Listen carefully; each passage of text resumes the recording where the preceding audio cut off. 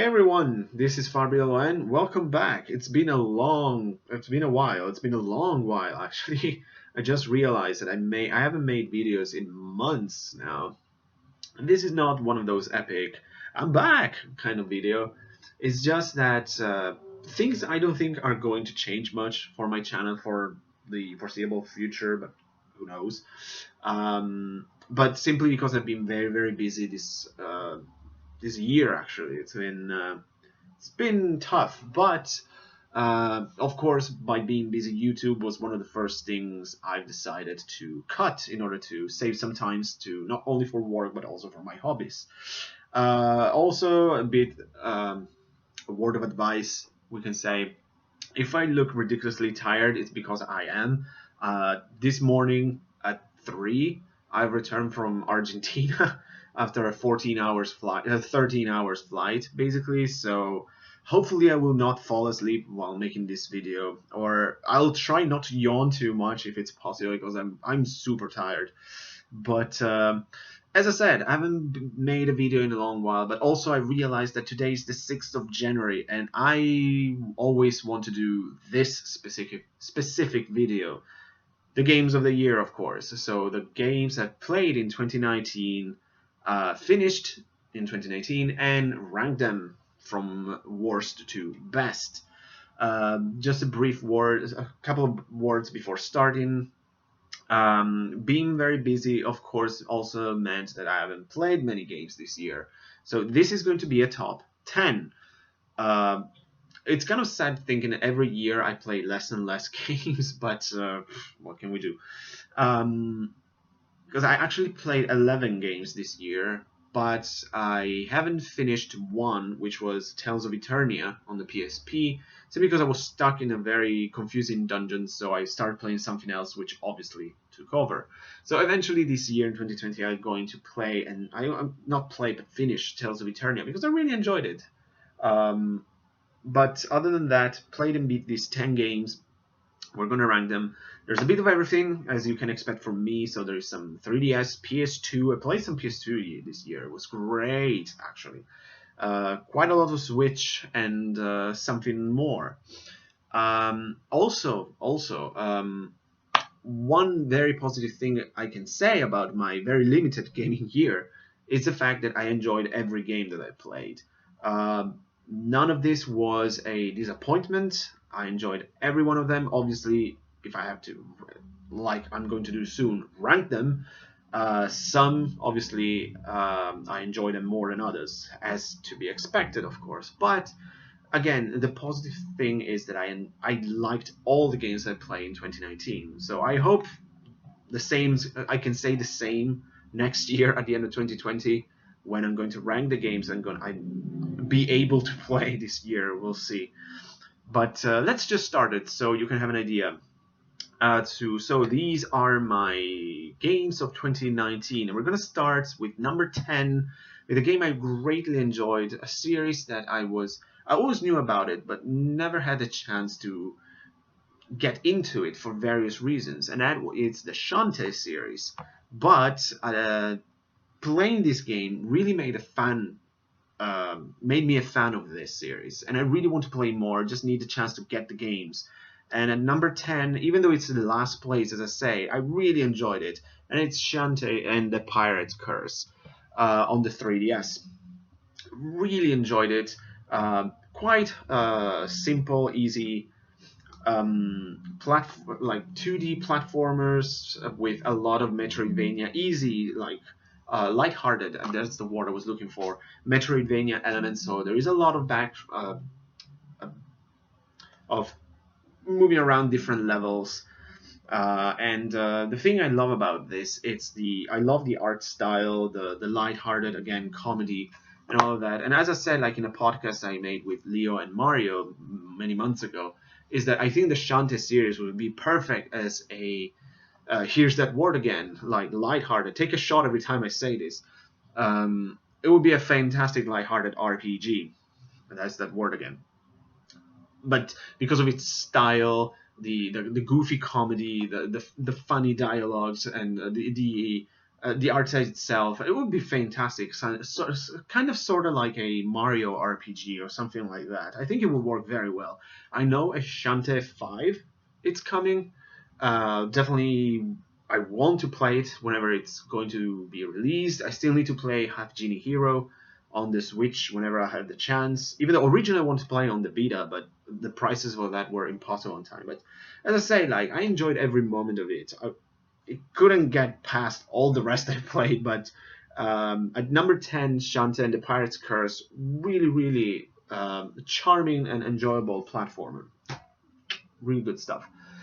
Number 9, we got one of the old ones here. We're going retro all the way to the PS2 and all the way to early PS2 gaming here.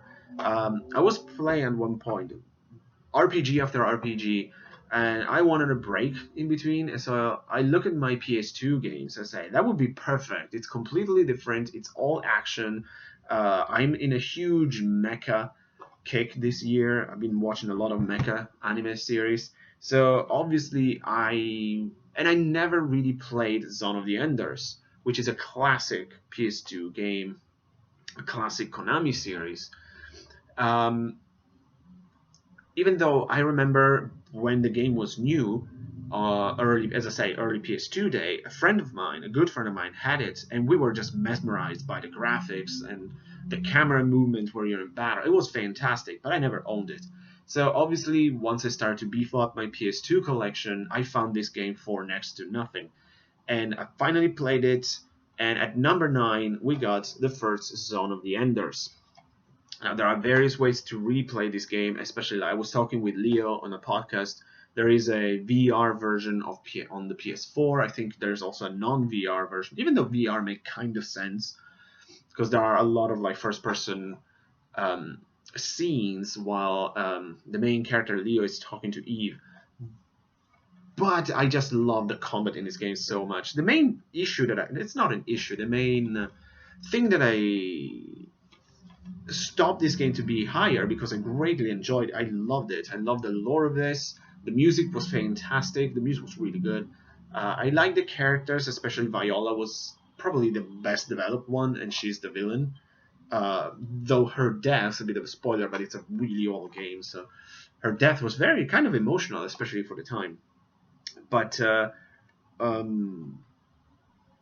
thing that really struck me is how short this game is.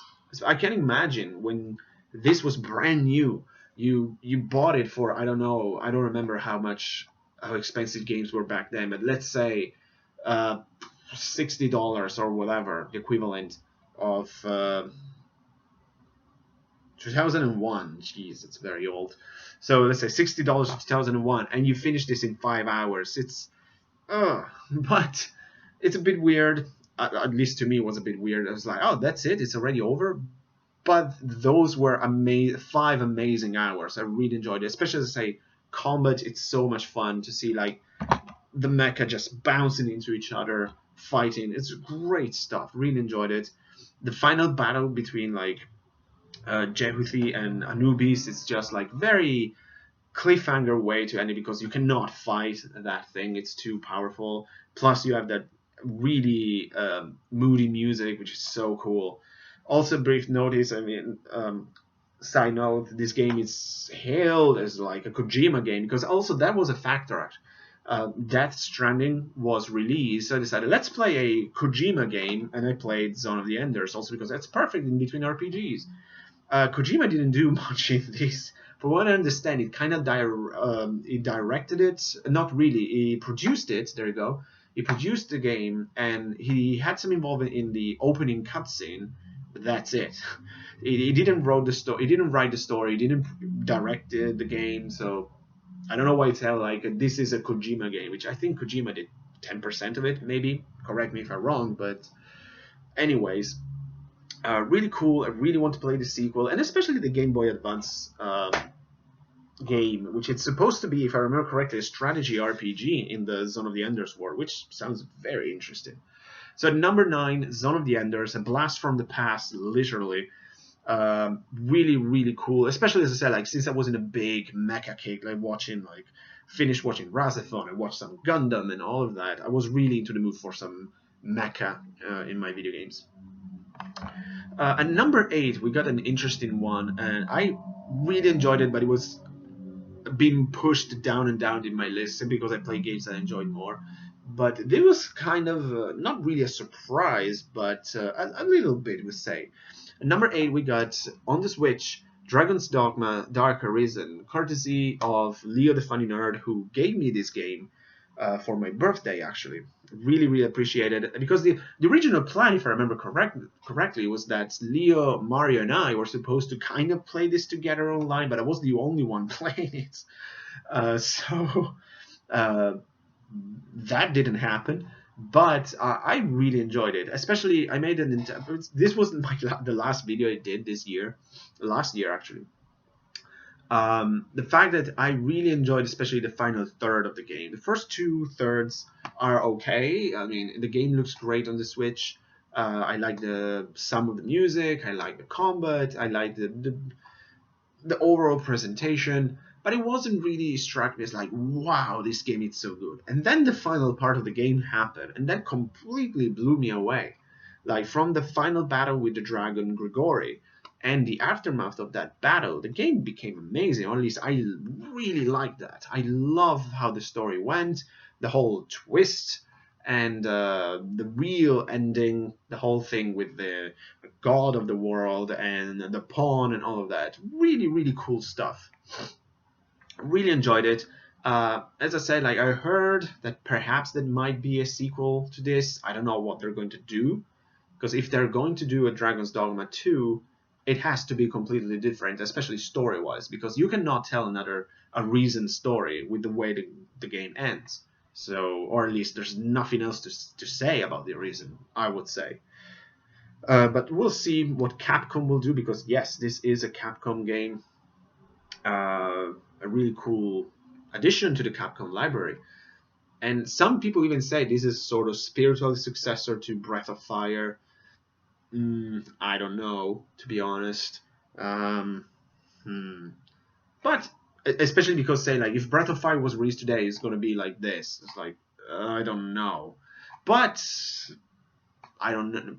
There's nothing, not here nor there. But really, really cool action RPG in an open world environment. This high fantasy style. Really enjoy. I like this sort of stuff, so I really enjoyed it.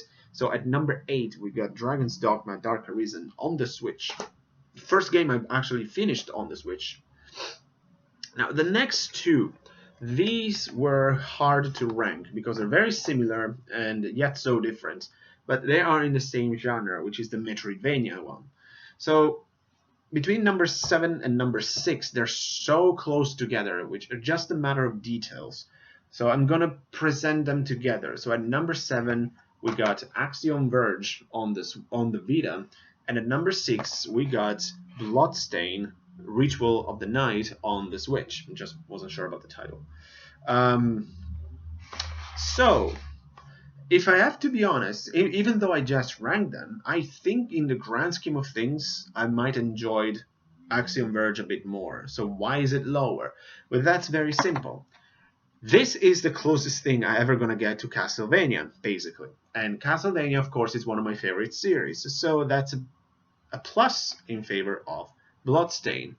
The thing is, Axiom Verge, you can see I got a gorgeous collector edition here.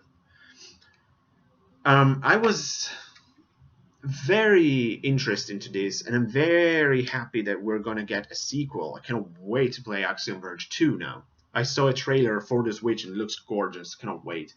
I loved everything about this, especially like the style. It looks like you're playing Metroid on the Super Nintendo, basically. So for me, that was a huge plus. Love the music, love the atmosphere. There's sometimes a sense of the claustrophobic sense of some stages, though you also have like open spaces. The whole power-ups you can collect, the weapons, the secrets.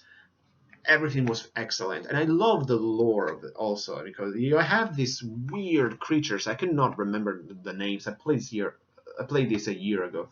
You got this sort of mechanical worms with women's faces. They're so weird yet so fascinating at the same time. I love the lore of Axiom Verge. Fantastic game. And then we got Bloodstain. This was, as we all know, like created by Iga through Kickstarter, who got like a shit ton of money. Uh, Rightly so, of course. The Switch version is supposed to be the inferior one to the PS4. Mine worked like a charm, to be honest. I never had any single problem. If the only difference is like one looks a bit better, the PS4 looks a bit better than the Switch, I couldn't care less, to be honest. Portability, it's everything. The only thing that counts, basically. Um, and as I said, like in a way, I enjoyed Axiom Verge more for like story, lore, atmosphere than Bloodstain. This is a really, really again old school game, since it just feels like this game could have been made on the DS, even though it's nowhere near as good as the DS Castlevania. Let's be clear about it. This is good, but it's nothing special, if I have to be honest. Even though I really enjoyed it. Because again, like the story, it's whatever. You don't play this game for the story. It was this with Castlevania. At least there was a lore behind it. This is all new. So hopefully, Iga will make a sequel because I think this has been a success for him. So if there's going to be a Bloodstained 2 on the Switch, I'm gonna buy it. Because as I said, it's the closest thing I'm gonna get to Castlevania, and that's enough for me. And nothing against this. I really enjoyed it. But again, for a long time I was thinking about while I was playing this game. It's like, yes, this is like Castlevania, but it's not as good as some of the Castlevanias I played in the past. So especially the old school like 2D Metroidvania ones. Maybe this is more. No, it's 2D. Maybe 2.5D. One of those things. I don't know, but you get what I'm saying. Like if I have to compare it, like look at the DS games. Those were Castlevania perfection, basically. If you have like Dawn of Sorrow, Portal of Ruin, and especially my favorite, which I of course I cannot remember the title now, which is embarrassing. I'm completely blanking on that title now. Well, never mind. The third on the DS. Oh boy, that's embarrassing. And it's even my favorite of the three. It's really pissing me off now. I have it on the tip of my tongue. Never mind. Of course, like I cannot remember it now. But those are so much better in terms of like they're more fluid in terms of gameplay. There's a bit more story there than this, even though the story is not bad, but it's nothing special. There is, of course, the trick, kind of a la Symphony of the Night, which the boss is not really the final boss and all that. It was kind of cute, a nice throwback to that. Order of Ecclesia, there you go. Of course, now I remember the title. So Order of Ecclesia is my favorite Metroidvania Castlevania. There you go. As I said, I'm very tired. But I mean, considering this is a Kickstarter game, it had a lot of issues in development and all that. That's a really, really good result. And as I say, it's number 6 on my list. It's not simply because it's Castlevania. I'm criticizing a little more, but it is a fun game. Though. You have if you like Metroidvania games, this is a must. So at number 7, Axiom Verge, and number 6, Bloodstained Symphony of the Night. Great Metroidvania goodness here.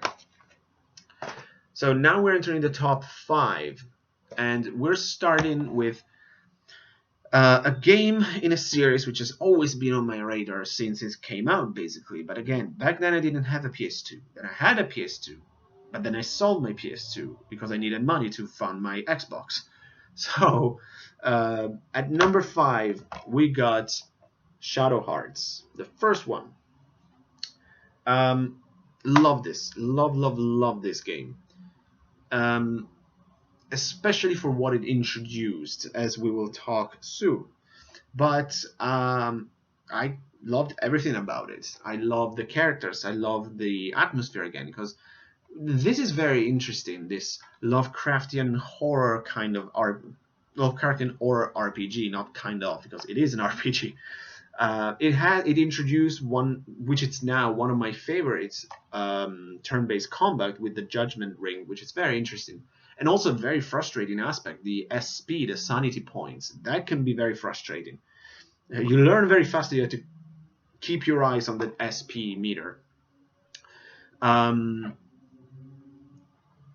but it introduced the protagonist of the series, Yuri. This is also well connected, I have to say, with its prequel, Kudelka, on the PS1, which I own but I haven't played entirely yet. Um, which you can call Kudelka Shadow Heart Zero in a way. But also, like, I love the music. I love, as I said, I love the Lovecraftian horror elements. The battle system was great, but everything in here has been improved to me, and we'll talk about it later. But at number 5, we got a fantastic RPG on the PS2 with Shadow Hearts. That was an absolute must if you like RPGs.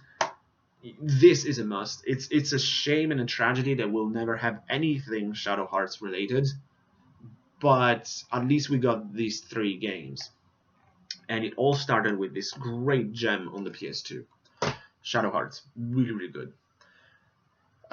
Number 4, one of my favorite series has always been Fire Emblem, but this year I didn't have the chance to pick up Three Houses. Earlier this year, however, I played the fantastic Fire Emblem Echoes Shadows of Valencia on the 3DS, and this was fantastic.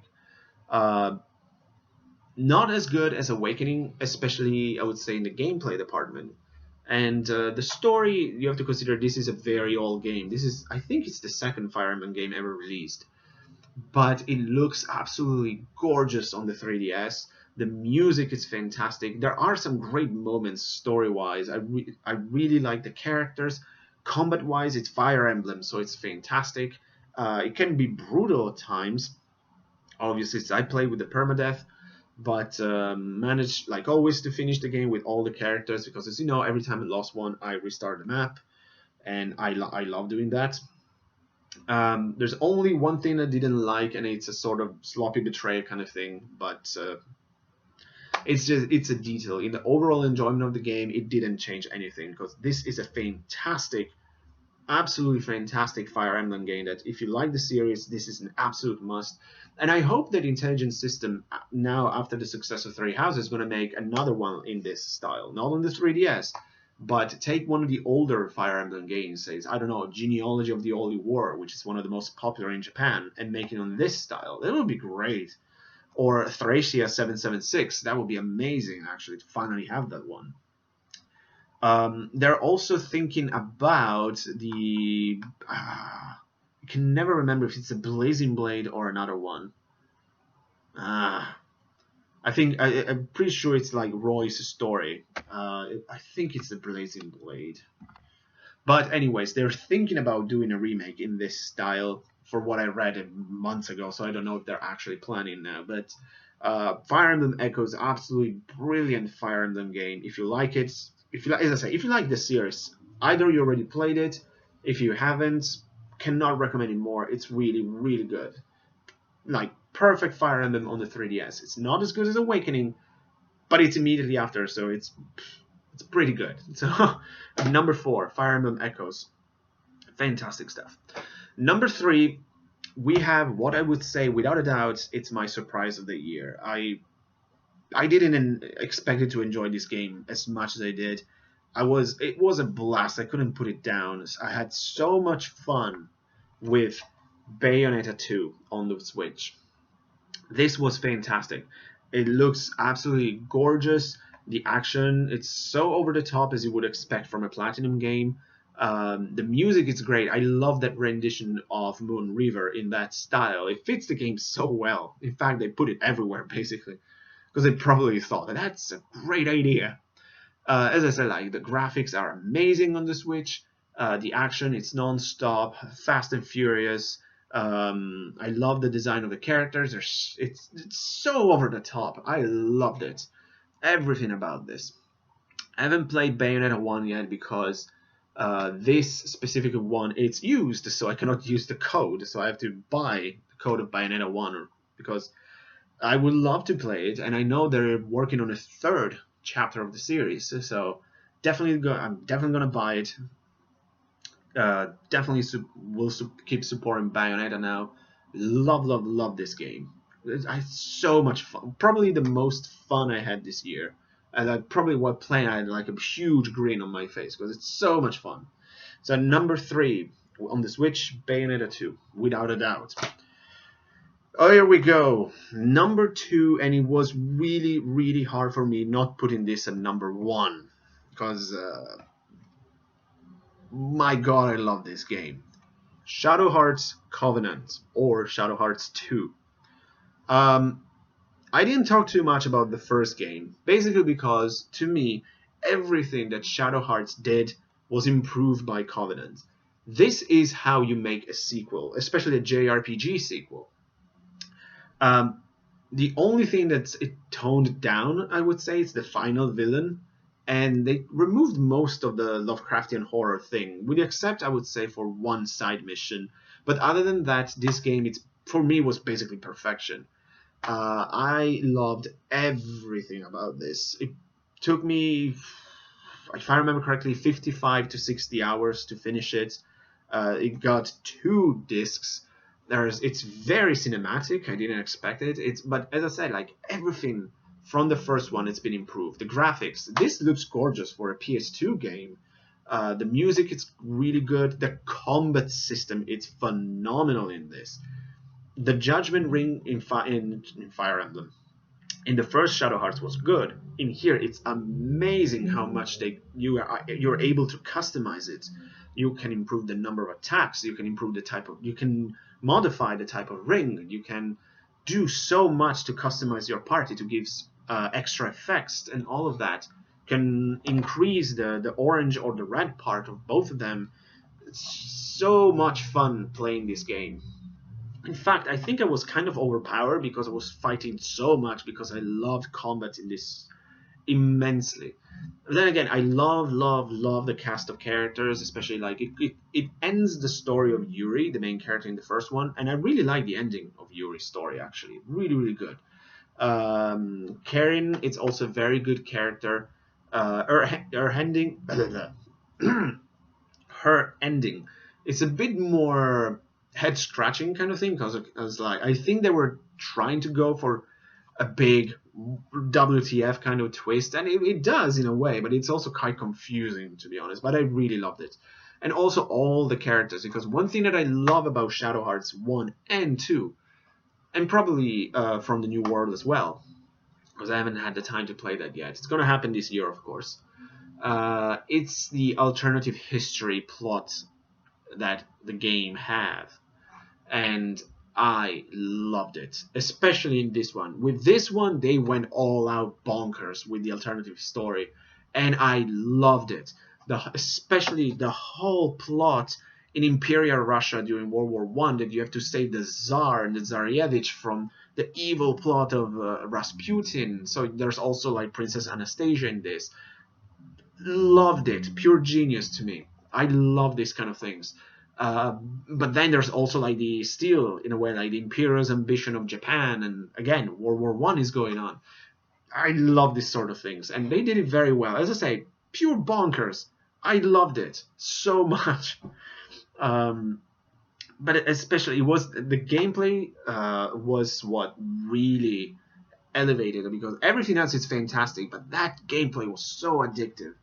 And what else can I even say? I mean, as I said, like the story is great, even though there's not the Lovecraftian element very much. There's just, as I mentioned earlier, that side quest later in the game, the dollhouse, which it's really much like I would expect that in Shadow Hearts, because in the first game you have, for example, like the very creepy orphanage or that mental institution and all of these things that they were so cool. In here, not so much, because as I say, it's more about the alternative history and all of that, and completing the story of Yuri. But it was so great. I mean, as I said, I loved This is obviously to me a 10 out of 10 game. If only we can have a remake of these two games in HD. My God, it would be gorgeous on the PS4 or even on the Switch. But as I say, it's never going to happen. But fantastic. There's also a lot of humor in both games and in here especially, which I really liked, to be honest. I really enjoyed it. Especially like once Anastasia started to get into the party, the mood really changed, especially her interaction, say, with with Hakim are hilarious. It's hilarious with her crush on Kurando. It's a lot of fun. Loved it. Say, fan fucking tastic game. One of the most fun I had this year. Uh, Loved everything about Shadow Hearts Covenant. Which is probably now can I think this game can break my top 10 RPGs of all time. It was like such a blast to play this game. Absolutely loved it. So number 2, it was, as I said, it was really hard to me not putting this at number 1, but for good reasons. Shadow Hearts Covenant on the PS2. Now, what can we have better than a game that I praise like crazy? Well, another game that I spent so much time and I loved so much. And that, of course, at number 1. What else but Octopath Traveler?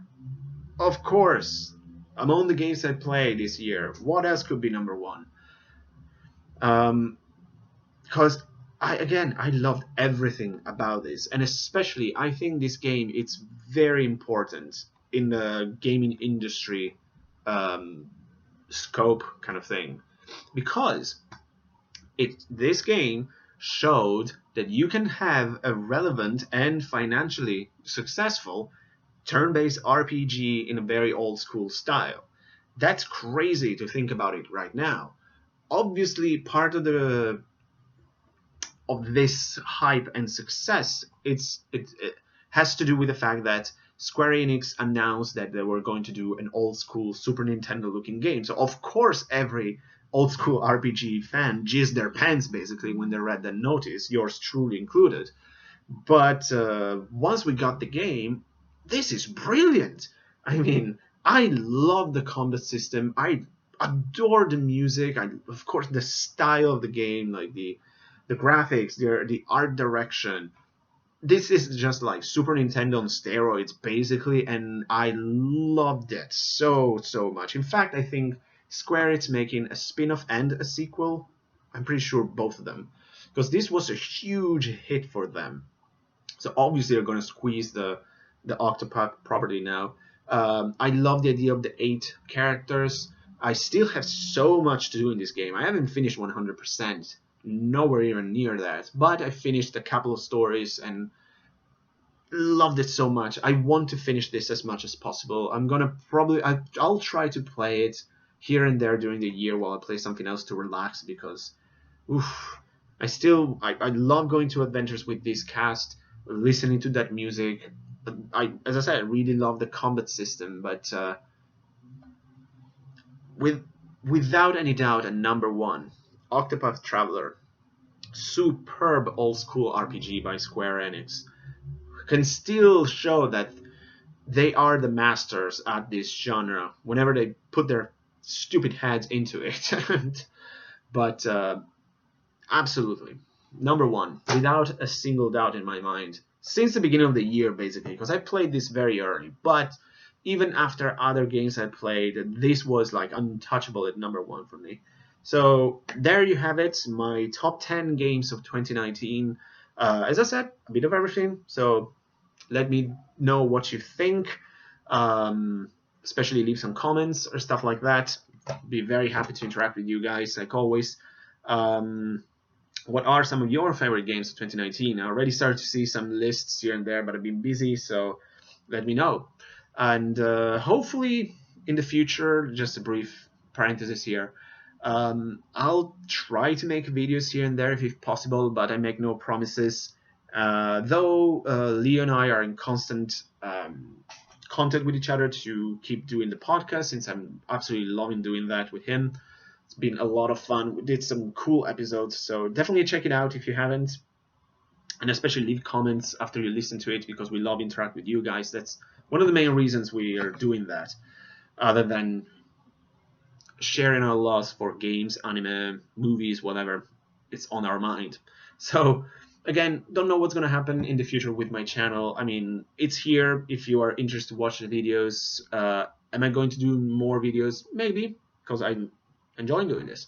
So, but that's another story. So, top 10 games of 2019 done. Definitely let me know what you think. and I'll see you when I see you, I guess.